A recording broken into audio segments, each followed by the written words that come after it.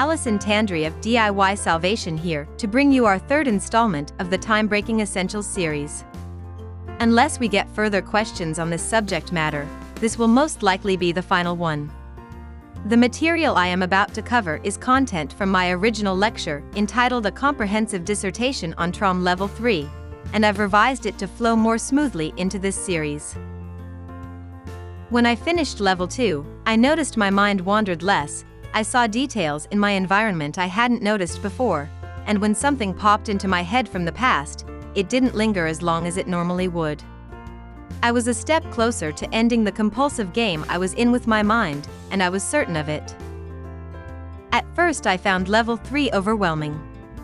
I'm not talking about the incidents, but how long it took. I ended up looking upon my sessions as more of a chore than a pleasure. I so very badly wanted to get onto Levels 4 and 5, the advanced levels, and wondered if it was ever going to happen. The first time I tried Level 4, I was only on Level 3 for about 6 weeks. And my lack of patience cost me, as on the very first Level 4 command, a flood of incidents flashed in my mind faster than I could write them down. I went back to Level 3 immediately. I should have known better. My impatience to get on with the program and my desire to have the status of a Level 3 completion got in my way. That was 5 years ago. Today, my attitude is much different. Therefore, the first thing I want to tell you about Level 3 is you want to stay on it as long as you possibly can. But I am sure at some point you are going to say to yourself, I am sick and tired of being a Level 3. I want to be a Level 4. And I very badly want to be a Level 5. If you're an ex-Scientologist, I know exactly where this mentality comes from. When you do Scientology, you progress up a chart of case states known as the bridge. I know many Scientologists base how they feel about themselves on where they are on the bridge. This is especially true when Scientologists talk to and about each other. They will say things like, "Hey, I just finished grade 3." Or, "You should hire this guy. He just attested to clear last week." But even for those who have never studied Scientology and practiced TROM, there is some of that feeling of achieving a certain status, like graduating from college, getting your driver's license, or becoming a black belt in martial arts. No one wants to be told they have to redo a college course after they graduate. No one wants to have to take their driver's license test again. No black belt wants to be told his skills are lacking and he has to go back a rank. This mentality has no place in TROM therapy. So I'll offer you a more helpful perspective. Knowing whether or not you should be on Level 3, 4 of 5 lies in the answer to this one question. To what extent must you stimulate your mind to find further material to Timebreak?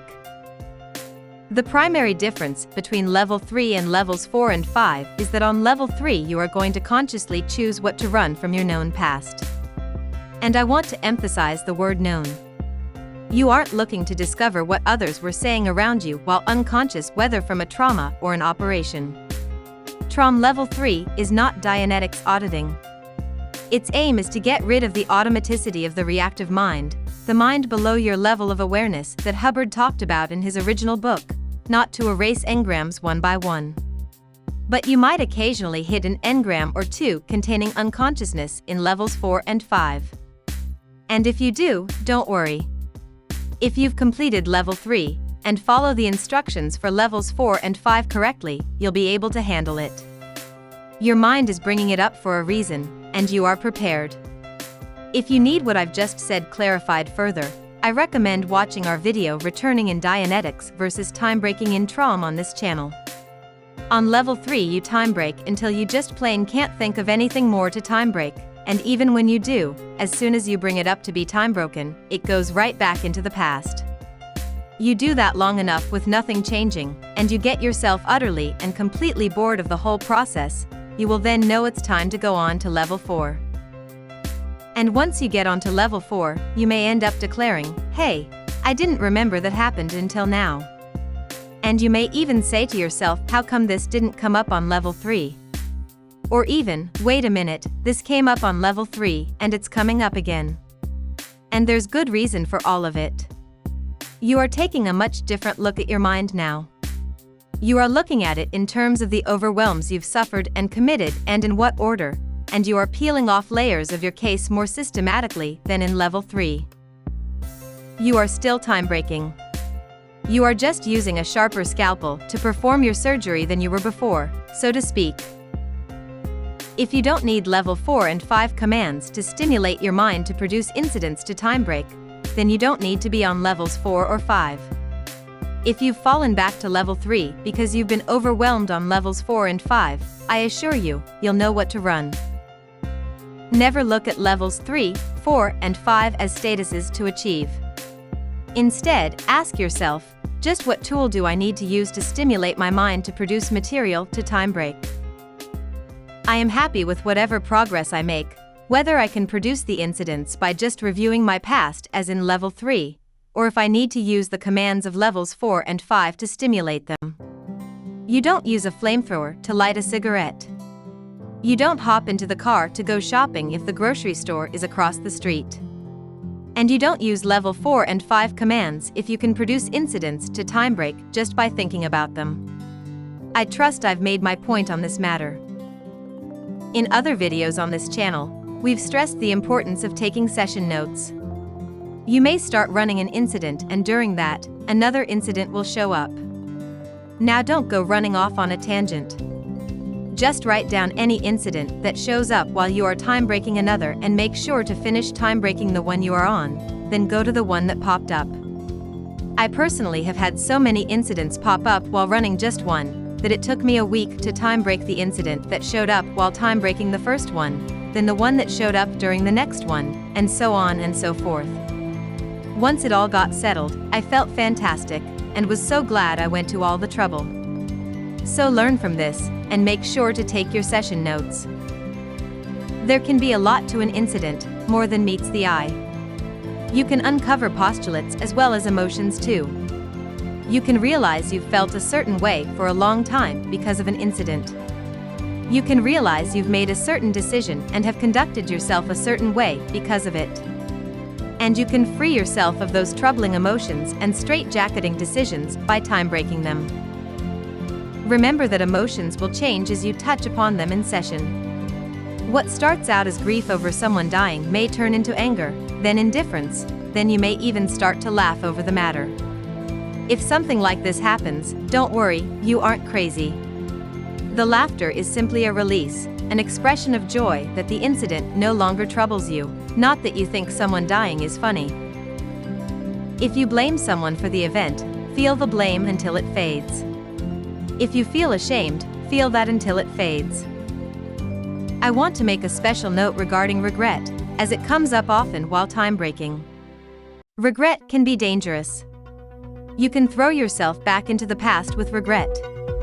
If it comes up, it can manifest itself as a feeling of "I wish this never happened" or "I wish that I did something else in this situation." Don't go arguing with yourself over what you should or should not have done. Don't imagine arguing with someone else over it either. You simply get the feeling that you wish this never happened or that you wish things happened differently and maintain awareness of your present time environment until the feeling goes away. Regrets may block you from perceiving an incident, and fears may tempt you to run away from one. But once you start time-breaking something, you better make sure you finish it. So if all you can feel at the beginning is the fear or the regret, then just focus on that until it fades, then time-break the rest of it. You want to get everything you can time-broken until it fades into the past, and do this bits at a time like it says in the manual. Now it's only happened to me twice so far in the entire time that I've been practicing TROM, but it may happen to you one day that an incident surfaces that you have no context for and makes no sense. You don't remember this ever happening. I'm not going to now tell you that this is from a past life or some time space aliens kidnapped you, took you aboard their ship and hypnotized you or anything like that. And I won't because strictly speaking, it does not matter whether it's either of those things. My point is, if it surfaces, and it has any charge on it, whether it's emotionally charged, physically charged, or contains postulates and you can sense them, then you absolutely must time-break what comes up. You absolutely, positively 100% and without fail timebreak whatever shows up, real or imagined, plain or unusual, whether it's a full incident or just a sensation, emotion or thought. If it's in your mind, and it's upsetting you, then it needs to be timebroken, and that's that. If you are having difficulty deciding what to timebreak on level 3, a good idea is to write down all the names of important people in your life and try and find incidents with them. Another thing I have tried is listing places I've gone to school or worked. I have also listed emotions and tried finding times when I felt those emotions. Sometimes even just feeling an emotion brings about an incident to timebreak. When I timebreak, I like to put the incident from the past all around me in the same room I am in present time. You don't necessarily need to do this. Dennis does not explicitly say you do. I'm mentioning this because there are some people who may not necessarily be able to perceive an incident this way. If you refer back to the book, Dennis says you only have to be aware of both the past scene and the present. Stay on level 3 as long as possible. Stick with your known past. Levels 4 and 5 will sure enough stimulate the unknown when you're ready for it. Don't hesitate to drop back a level if the one you are on is overwhelming.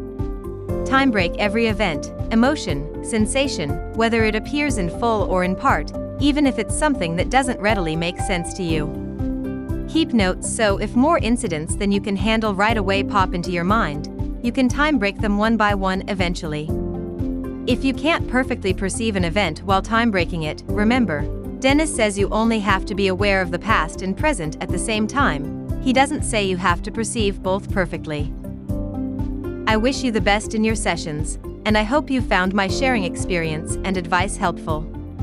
We are here for you if you have questions or run into any problems. You can share your successes with us as well. Just write to tromguides@gmail.com and we will happily assist you. We are DIY Salvation. Don't just use your mind. Resolve it.